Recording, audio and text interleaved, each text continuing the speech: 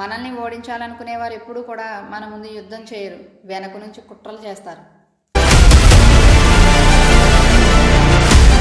ఇక్కడ మహాభారతంలో జరిగింది కూడా ఇదే. పాండవులను ఓడించడానికి దుర్యోధనుడు యుద్ధం కోసం ఎదురు చూడలేదు, వాళ్ళను బలహీనులుగా చేయడానికి కుట్రలు మొదలుపెట్టాడు. అందులో భాగంగానే లక్క ఇంటి కుట్ర జరిగింది.